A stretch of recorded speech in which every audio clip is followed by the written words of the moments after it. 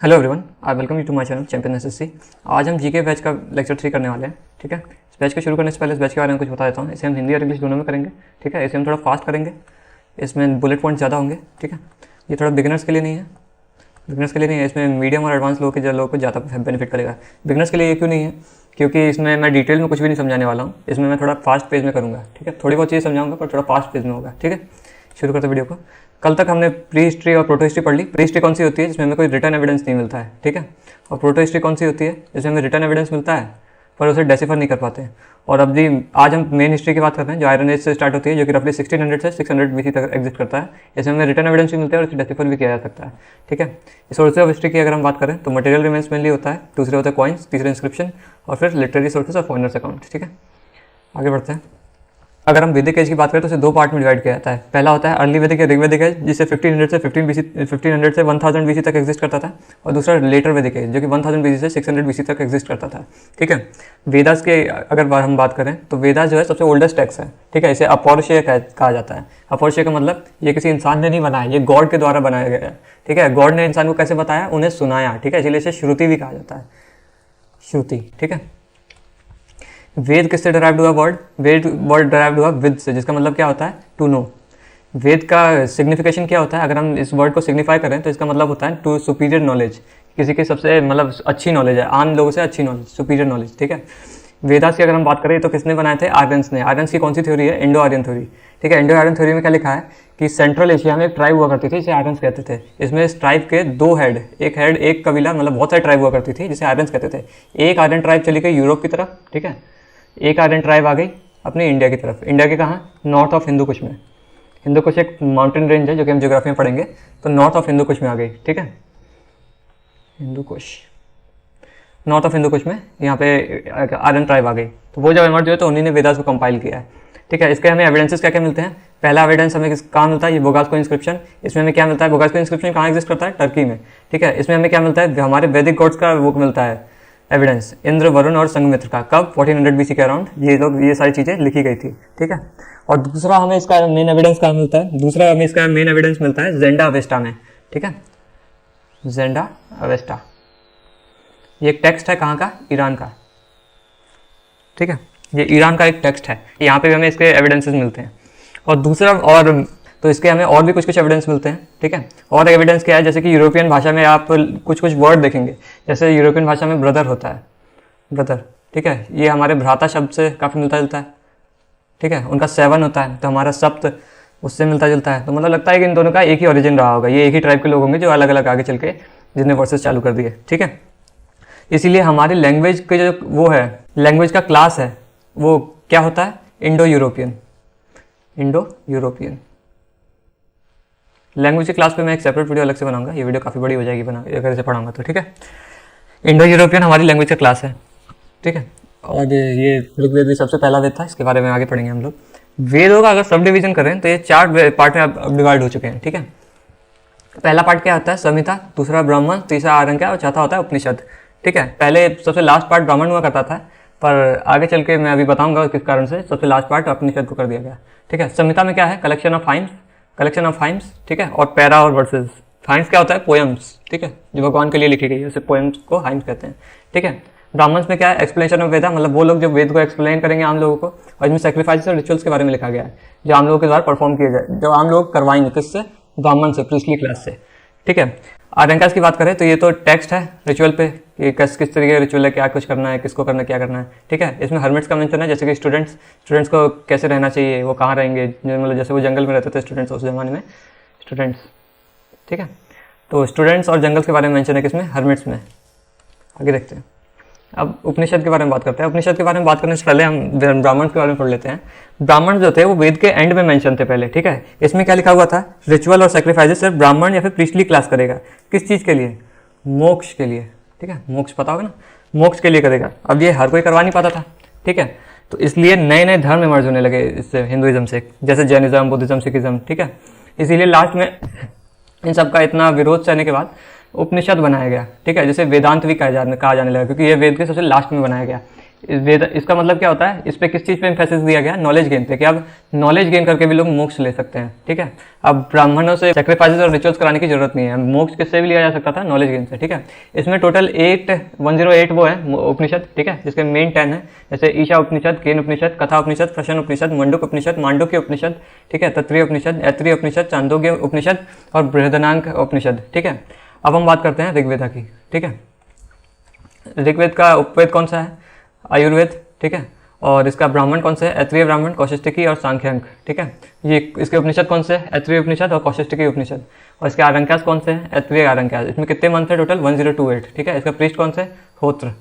ठीक है, इसके प्रीस्ट का क्या नाम, पुजारी का क्या नाम था जिसने इसे रिसाइट करता था, होत्र। ठीक है, इस ऋग्वेद की बात करते हैं, सबसे ओल्डेस्ट और सबसे लार्जेस्ट सर्वाइविंग टेक्स्ट है। ठीक है, इसे इंक्लूड किया है यूनेस्को ने कहा वर्ल्ड ह्यूमन हेरिटेज में, वर्ल्ड ह्यूमन लिटरेरी हेरिटेज अगर हम स्पेसिफिकली चाहें तो इसमें इसे यूनेस्को ने ऐड किया गया है। ठीक है, इसमें मेंशन किया जाता है कॉन्सेप्ट किस चीज़ का, ओरिजिन का, वो भी यूनिवर्स के। ठीक है, अगर आपसे कोई पूछ ले सबसे पुराना टेक्स्ट इंडिया का जिसमें यूनिवर्स के ओरिजिन का मेंशन है, तो वो कौन सा टेक्स्ट होगा, यही ऋग्वेद। ठीक है, इसमें टोटल 10 मंडल है, जिसमें सेकंड से लेकर 7 तक ओरिजिनली बनाया गया था और 1 और 10 को सबसे बाद में ऐड किया गया था। ठीक है, इसमें टोटल 1028 टाइम्स है, जैसे कि होत्री ने रिसाइट किया था।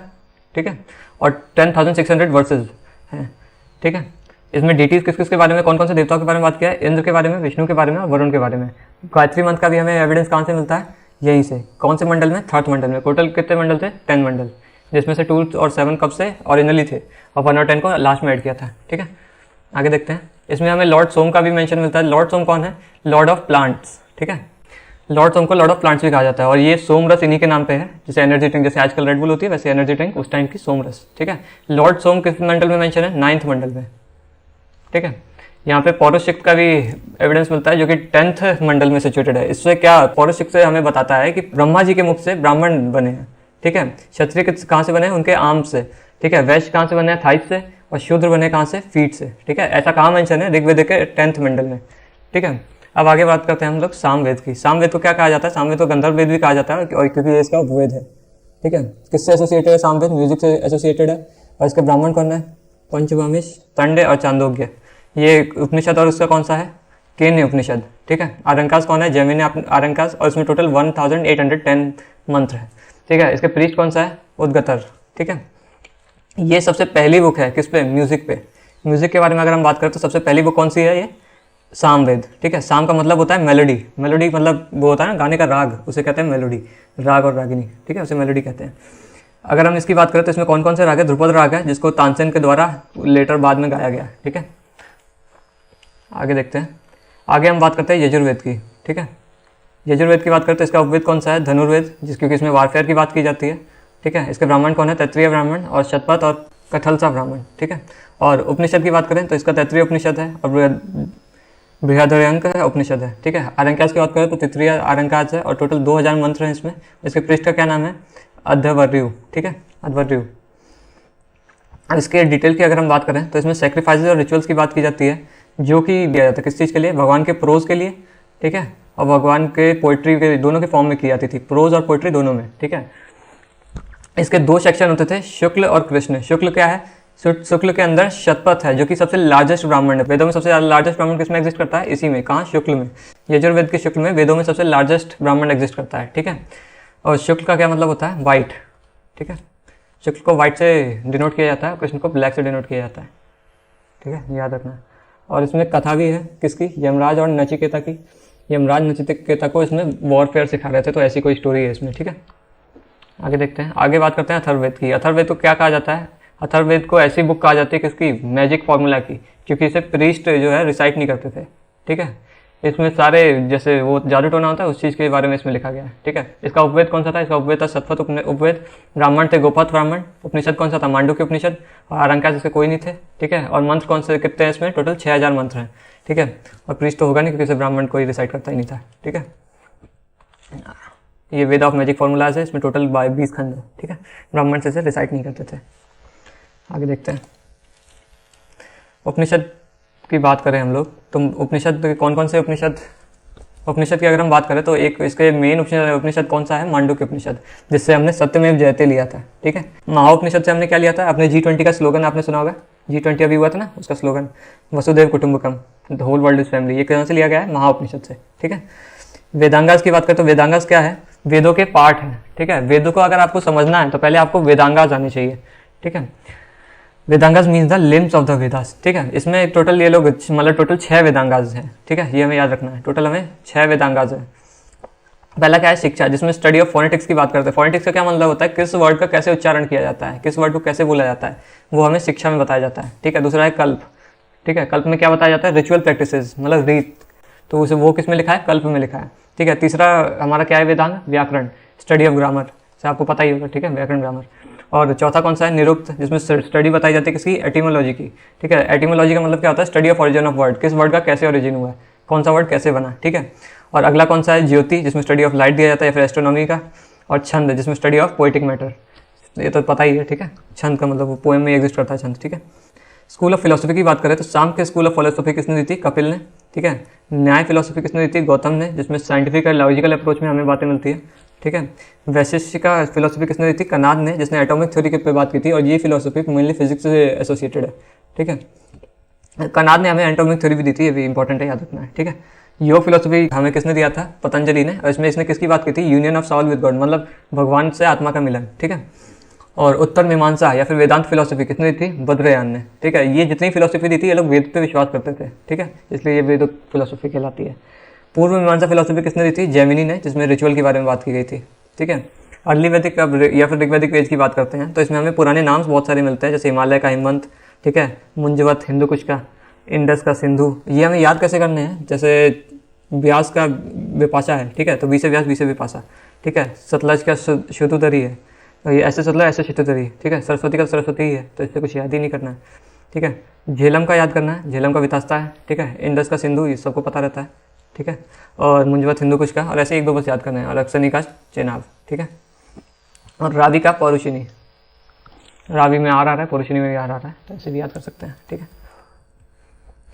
आगे बढ़ते हैं। तो आगे बात करें तो सोसाइटी की अगर हम बात करें तो यहाँ पे लोगों को जन कहा जाता था। ठीक है। एक जो ट्राइब के एक ट्राइब होता था उसे जन कहा जाता था, और जो आर्यन नहीं थे उन्हें क्या कहा जाता था? दास या दास्यूज। ठीक है। पैट्रिकार्कल सोसाइटी होती थी, मतलब मेल डोमिनेटेड सोसाइटी होती थी, जिसमें हेड ऑफ फैमिली को क्या कहा जाता था? गृहपति। ठीक है। चाइल्ड मैरिज और सती के यहाँ पे कोई वो नहीं मिलते हमें एविडेंस। ठीक है।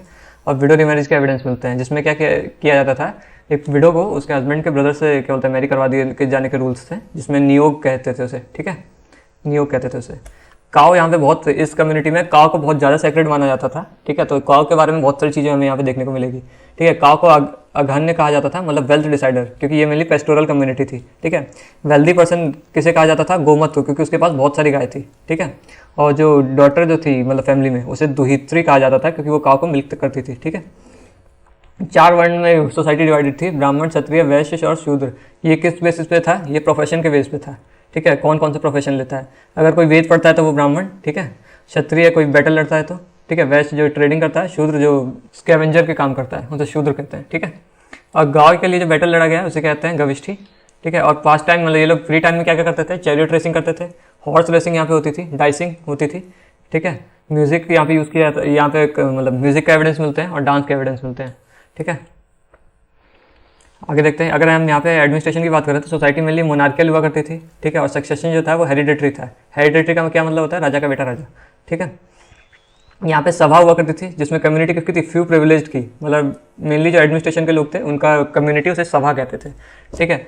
और सभा, और इस टाइम पे अर्ली वैदिक पीरियड में वुमेन्स की यहाँ पे एंट्री अलाउड थी। ठीक है। और समिति हुआ करती थी, यहाँ पे कॉमन लोग का कम्युनिटी हुआ करती थी। ठीक है। विधाता कहते थे, जहाँ पे रिलीजियस लोगों की कम्युनिटी हुआ करती थी, सारे प्रीस्ट की। ठीक है। और रैंकिंग और ऑफिसर की बात करें, अगर ऑफिसर को क्या क्या मतलब कौन से ऑफिसर को कैसी रैंक दी जाती थी, तो यहाँ पे पुरोहित हुआ करता था। ठीक है। आर्मी चीफ हुआ करता था, जैसे सेनानी कहा जाता था, ग्रामणी कहा जाता था विलेज के हेड को, जैसे आज सरपंच होता है वैसे ग्रामणी कहा जाता था उस टाइम के सरपंच को। ठीक है। जन जो थे उन्हें फर्दर डिवाइड किया जाता था किसमें? विष में। और विष को किसमें डिवाइड किया जाता था? कुल में, कुल या फिर कुटुंब में। और कुटुंब को किसमें डिवाइड किया जाता था? गृहपति में। ठीक है। तो जन पूरे ट्राइब को कहा जाता था। ट्राइब से छोटा क्या? विष, विष से छोटा क्या? कुल, कुल से क्या छोटा? गृहपति। ठीक है। जिसको ग्रह, जो कि ग्रह को हेड करता था। ठीक है। हर घर का हेड गृहपति। और यहाँ पे बैटल ऑफ 10 किंग्स का भी हमें एविडेंस मिलता है, दशाजन वार, जो कि रावी रिवर के बैंक्स पे हुआ था। ठीक है। इसका हमें एक बात मैं बताना भूल गया, ऋग्वेद के 7th मंडल में हमें बैटल ऑफ 10 किंग्स के बारे में बताया जाता है, जिसे दशराजन वार भी कहा जाता है। इसको किस किस के बीच में हुआ था? इसको एक साइड में रूल कर रहा था सुदास, मतलब इसके एक साइड थी सुदास के द्वारा। सुदास जो किस क्लैन की तरफ से लड़ रहा था? भरत क्लैन की तरफ से, ठीक है, जो भरत क्लैन की तरफ से लीड कर रहा था। और दूसरी तरफ क्या थे? ठीक है, दूसरी तरफ था दशराजन, 10 किंग्स, ठीक है। तब किंग्स तो क्या ही कहेंगे, वो ट्राइब थी, 10 ट्राइब्स थी, ठीक है। तो ये क्या हुआ, मतलब ये कहाँ लड़ी गई थी? रवि रिवर के अराउंड लड़ी गई थी, ठीक है। और ये सेटअप है हमारे महाभारत से, ठीक है। महाभारत का एक सेटअप है ये, अगर आपने महाभारत देखी होगी तो आपको पता होगा, ठीक है। आगे देखते हैं। अगर हम रिलीजन की बात करें तो यहाँ पे मंत्र की चैंटिंग होती थी, ठीक है, जो कि रिचुअल का एक इंपॉर्टेंट पार्ट हुआ करता था। ये लोग नेचर की वर्शिप करते थे, इंद्र की वर्शिप करते थे, पृथ्वी की वर्शिप करते थे, अग्नि की वर्शिप करते थे, सोम की वर्शिप करते थे, वायु की वर्शिप करते थे, ठीक है। रुद्र को क्या कहा जाता था? God of animals. अदिति को क्या कहा जाता है? मदर ऑफ गॉड्स, ठीक है। मदर ऑफ गॉड किसे कहा जाता है? अदिति को। और सावित्री को क्या कहा जाता है? मतलब गायत्री मंत्र जो डेडिकेट किया गया है, किसे किया गया है? सावित्री को, ठीक है। और यहाँ पे कोई भी एनिमल की वर्शिप नहीं की जाती थी, किसी भी जानवरों की पूजा नहीं की जाती थी। फीमेल गॉड्स की अगर हम बात करें तो कौन कौन सी हुआ करती थी? अदिति, सिंधु और उषा, ये 3 फीमेल गॉड्स यहाँ पे एग्जिस्ट करती थी, ठीक है। महर्षि वशिष्ठ और विश्वामित्र यहाँ पे इंपॉर्टेंट प्रीस्ट हुआ करते थे। इकोनॉमी की अगर हम बात करें तो यवा, जो ऐसे आज हम फसल कहते हैं ना, तो वहाँ पे उस टाइम पे वो लोग यव कहते थे, ठीक है। यव या फिर यवा, किसी भी ग्रेन का कॉमन नाम हुआ करता था यवा, ठीक है। अयाज जो था ये कॉमन नाम हुआ करता था किसी भी मेटल का। प्राइमरीली ये ब्लैक मेटल के लिए यूज़ किया जाता था, ब्लैक मेटल, ठीक है। इसका मतलब क्या होता है? आयरन, ठीक है। इसी से हमें पता चलता है कि ये लोग आयरन से अवेयर थे, ठीक है। इसके एविडेंस भी मिलते हैं हमें यहाँ पे, एक तो नाम मिलता है और एविडेंस भी मिलते हैं, ठीक है।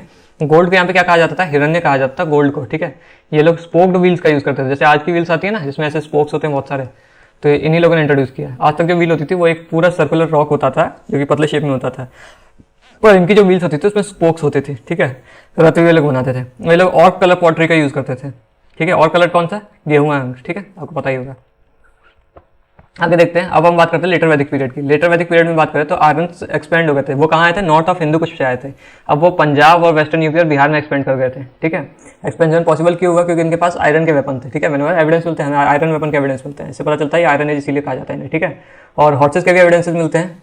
इंडस वैली सिविलाइजेशन में हमें कहाँ पे एविडेंस मिलते हैं? हॉर्स के सिर्फ एक ही जगह एविडेंस मिलते हैं, कहाँ पे? सुकोतड़ा में। कहाँ पे? गुजरात में, ठीक है, सुकोतड़ा में, ठीक है। सत्यमेव जयते है जो कि देवनागरी स्क्रिप्ट में लिखा गया है, ये भी मंडूक के उपनिषद से लिया गया है, ठीक है। 3 डिवीजन यहाँ पे हुआ करते थे इंडिया के, जैसे कि आर्यावर्त कहा जाता था नॉर्दर्न इंडिया को, ठीक है। मध्य देश किसे कहा जाता है? सेंट्रल इंडिया को। और दक्षिण पथ किसे कहा जाता है? सदर्न इंडिया को, ठीक है। और भारत को पूरा क्या कहा जाता है? भारत खंड, ठीक है, भारत खंड, ठीक है, ये कहा जाता था पूरे इंडिया को। मेन किंगडम्स यहाँ पे कौन कौन से होते थे? कुरु, पांचाल, ठीक है, कौरव पांडव, कौसाल और विदेहा और काशी, ये सारे मेन किंगडम हुआ करते थे यहाँ पे। एग्रीकल्चर की बात करें तो अब पेस्टोरल से ये लोग एग्रीकल्चर पे आ गए थे। एग्रीकल्चर इनकी चीफ मीन्स ऑफ लाइवलीहुड होने लगी थी, ठीक है। विरही कहते थे ये लोग चावल को, ठीक है। और वुडन प्लोशियर का मतलब लकड़ी के ये लोग उसका यूज़ करते थे, हल्का, ठीक है। और ज़्यादा प्रोड्यूस करने लगे थे, जिससे बाली और भाग ये लोग देने लगे थे राजा को। बाली क्या होता है? 1/6, ठीक है। पूरे आपने जो जितनी फसल उगाई है उसका एक पार्ट, 6, अगर उसके 6 पार्ट करेंगे तो 6 में से 1 पार्ट ये लोग राजा को देते थे, ठीक है, या फिर भागा, ये मतलब 12 में से 1 पार्ट, ठीक है। और ये वॉलंटरी होता था, माइनर टैक्सेस। वॉलंटरी का मतलब क्या होता है कि आपकी इच्छा है, आपको देना है तो दो, नहीं देना तो मत दो, ठीक है। माइनर टैक्सेस होता था, पर क्योंकि ये जहाँ पे सरप्लस प्रोड्यूस होता था इसलिए लोग देते थे किंग्स की ट्रेजरी में, ठीक है। आगे देखते हैं। पॉलिटी की अगर आप बात करें तो सेंट्रलाइजिंग और सेंट्रलाइजिंग चालू हो गई, ठीक है। मतलब पावर और एक बंदे के हाथ में आनी चालू हो गई, ठीक है। वुमन अब क्या बोलते हैं, उसकी पावर अब कम हो गई। समिति और सभा में उसे क्या बोलते हैं, अलाउ नहीं करने लगे, ठीक है। और समिति का भी पावर कम हो गई, समिति भी कम होने लगी। और विधाता क्या था? विधाता में सारे प्रीस्ट रहते थे, ठीक है। जितने भी प्रीस्ट थे उनका एक कम्युनिटी थी, वो खत्म हो गई यहाँ पे, ठीक है। जन जो थे वो आगे बढ़ गए और उन्हें जनपद बना दिया गया। हस्तिनापुर और इंद्रप्रस्थ 2 कैपिटल बन गए, किसके? कुरु जनपद के, ठीक है। किंग लोग, राजाओं ने स्टार्ट कर दिया राजसूया। राजसूया क्या होता है? कॉन्स्क्रेशन सेरेमनी। कॉन्स्क्रेशन का मतलब क्या होता है? ताजपोशी, ठीक है। अश्वमेध स्टार्ट कर दिया, हॉर्स का सेक्रीफाइस, ठीक है। और वाजपेयी स्टार्ट कर दिया, मतलब चैरियट रेस। चैरियट रेस मतलब क्या? रथ का जो मतलब रथ की जो रेस होती है ना रथ पे, उसे चैरियट रेस कहा जाता है, ठीक है। और किंग्स ने टाइटल एज्यूम करना चालू कर दिया, जैसे सम्राट, एकरथ, सार्वभौमा और विराट, ये सब टाइटल किंग ने एज्यूम करना चालू कर दिया था लेटर वैदिक एज में, ठीक है। उसकी सोसाइटी की बात करें तो यहाँ पे वर्ण सिस्टम चालू था, जिसमें ब्राह्मण था जो कि डोमिनेट कर रहे थे, क्षत्रिय थे वो रूल और प्रोटेक्ट कर रहे थे, वैश्य थे वो ट्रेड कर रहे थे, शूद्र थे जो कि ऑनियन और गार्लिक खाते थे, वो सर्वर्ट की तरह थे, ठीक है। अगर हम यहाँ पे सोसाइटी की बात करें तो गोत्र यहाँ पे हुआ करता था, ठीक है। जो गोत्र सिस्टम इमर्ज हो गया। तो गोत्र की अगर मैं बात करूँ तो गोत्र किसे कहा जाता था, ठीक है। गोत्र का मतलब होता था एक ऐसा प्लेस जहाँ पे सारी गाय बनती है, ठीक है। आज भी आपने सुना होगा कि एक गोत्र सेम गोत्र में मैरिज नहीं होती। क्यों नहीं होती? क्योंकि ये गोत्र सिस्टम इसी टाइम से एग्जिस्ट करता है। मतलब सारी गाय, जैसे एक पर्सन का ए पर्सन का वही गोत्र होता है, बी पर्सन का वही गोत्र है। इसका मतलब क्या, एक टाइम पे इन दोनों की गाय इसी जगह पे बनती थी। इसका मतलब क्या, ये लोग एक टाइम पे भाई बहन या फिर दोनों भाई हुआ करते थे, ठीक है। इसीलिए ये दोनों की एक में शादी नहीं होगी, ठीक है। इसी गोत्र सिस्टम इसे कहते हैं, ठीक है। पार्ट्स में लाइफ को डिवाइड किया गया था, ठीक है। आश्रम, ब्रह्मचार्य, गृहस्थ, वन प्रस्थान और संन्यास, ठीक है। और क्या बोलते हैं, निषाद, चंडाल और साभार, ये सब अनटचेबल थे जो कि मेंशन किए गए हैं हमें लेटर वैदिक एज में। अनटचेबल कौन कौन से? निषाद, चंडाल और चबर, ठीक है। गेस्ट को क्या कहा जाता था? गोहन, मतलब काउ किलर। गाय की बहुत ज़्यादा इंपॉर्टेंस थी, ठीक है, मैंने बताया था। और वुमेन्स की पोजीशन और डिग्रेड हो गई थी, तो उनको फॉर्मल एजुकेशन, मतलब एजुकेशन भी नहीं दी जाती थी, और चाइल्ड मैरिज बहुत ज़्यादा कॉमन हो गई थी, ठीक है। इकोनॉमिक्स की बात करें हम, तो यहाँ पे हमें पेंटेड ग्रेवेयर मिलता है, ठीक है, जो कि आयरन फेस का एक कल्चर है। और यहाँ पे ये लोग पेस्टोरल से एग्रीकल्चरल कम्युनिटी पे एक हो गए थे। ये लोग वीट, बार्ली, राइस, बीन्स ये सब उगाने लगे थे। मूंग, उड़द, सीसम ये सब कल्टीवेट भी करने लगे थे, ठीक है। आगे देखते हैं। आगे हम बात करते हैं वैदिक डिटीज़ की। तो यहाँ पे कौन कौन सी वैदिक डिटीज़ एग्जिस्ट करती थी? सूर्य, जिसे कि गॉड ऑफ लाइफ सोर्स कहा जाता है, एक मिनट। रुद्र, जिसे गॉड ऑफ डिस्ट्रक्शन कहा जाता है। उषा, जिसे गॉडेस ऑफ डाउन कहा जाता है। अदिति, जिसे मदर ऑफ गॉड्स कहा जाता है। मरुद, जिसे गॉड ऑफ विंड कहा जाता है। पृथ्वी, जिसे गॉडेस ऑफ फर्टिल। रण्यानी, जिसे गॉडेस ऑफ फॉरेस्ट कहा जाता है। पर्जान्य, जिसे गॉड ऑफ रेन कहा जाता है। पुष्ण, जिसे गॉड ऑफ शूद्र कहा जाता है। और प्रजापति या फिर आदिपुरुष, जिसे सुप्रीम गॉड कहा जाता है, ठीक है। अगर हम बात करें यहाँ पे और भी वर्ड्स यूज़ किए जाते थे, जैसे कि एक मतलब विवाह यहाँ पे दो टाइप के होते थे, ठीक है। इसको इंग्लिश ये, ठीक है। विवाह यहाँ पे दो टाइप के होते थे, ठीक है। एक तो होता था अनुलोम, ठीक है, अनुलोम जैसे अरेंज मैरिज भी कहते हैं, ठीक है। और इसका दूसरा होता था कौन सा? विलोम, ठीक है। अनुलोम में क्या होता था, लड़का जो था वो हायर कास्ट का होता था और लड़की थोड़ा उससे लोअर कास्ट की होती थी, ठीक है। ये अलाउड था, अनुलोम वाली चीज़ें अलाउड थी, ठीक है। विलोम में क्या था, लड़की हायर कास्ट की होती थी और लड़का लोअर कास्ट का होता था, ये अलाउ नहीं था, ठीक है। अगर हम बात करें दूसरे टाइप का मैरिज की, तो वो होता था गंधर्व, ठीक है। गंधर्व वाला एक मैरिज सिस्टम हुआ करता था, जिसे कि लव मैरिज भी कहा जाता है, ठीक है। ये दोनों टाइप के मैरिज यहाँ पे एग्जिस्ट करते थे। और मैंने आपको ऊपर बता ही दिया, आयरन को ये लोग अयास कहते थे, ठीक है। अयास, इसका मतलब क्या है? ब्लैक मेटल, ब्लैक मेटल, ठीक है, ठीक है। और एक चीज़ और याद रखनी है हमें वेदास के बारे में। वेदास पे एक बुक भी लिखी है अपने मॉडर्न रिवोल्यूशनरी ने, किसने? बाल गंगाधर तिलक ने। बाल गंगाधर तिलक ने एक हमारी बुक भी लिखी है। इस बुक का क्या नाम है? Arctic home to Vedas, home to Vedas, ठीक है। राइटिंग में थोड़ी बेकार है, पेन के लिए नहीं हूँ, ठीक है। इसमें बाल गंगाधर तिलक ने क्या थ्योरी दी है कि सारे जितने भी इंडियंस हैं, ठीक है, सारे ये लोग आर्यंस हैं, ऑल इंडियंस आर्यंस हैं, ठीक है। पर एक्चुअली में जो माना जाता है उसमें क्या माना जाता है कि इंडियंस जो थे उसमें नॉर्थ इंडिया के जो लोग हैं ना, नॉर्थ इंडिया के, वो सब आर्यंस हैं, और साउथ इंडिया के जो है वो वहाँ के नेटिव लोग हैं, ठीक है। ऐसा माना जाता है, ऐसा मतलब रियल नहीं है, ठीक है, थ्योरी है बस, ठीक है। तब तक अगर आपको इसकी पीडीएफ चाहिए तो आज की पीडीएफ आपको मिल जाएगी चैंपियंस एसएससी के टेलीग्राम पे, या फिर मैं आपको डिस्क्रिप्शन में पीडीएफ की लिंक दे दूंगा, ठीक है। डिस्क्रिप्शन या फिर कमेंट में लिंक दे दूंगा पीडीएफ की, ठीक है। अगर आपको कोई भी क्वेरीज होती है तो आप कमेंट में पूछ सकते हैं, ठीक है। तब तक के लिए थैंक्स फॉर वॉचिंग। लाइक कर सकते हैं वीडियो अच्छा लगा तो, शेयर कर सकते हैं ज़्यादा से ज़्यादा, ठीक है। सब्सक्राइब कर सकते हैं चैनल को अगर आपको वीडियो अच्छा लगा तो। Thank you.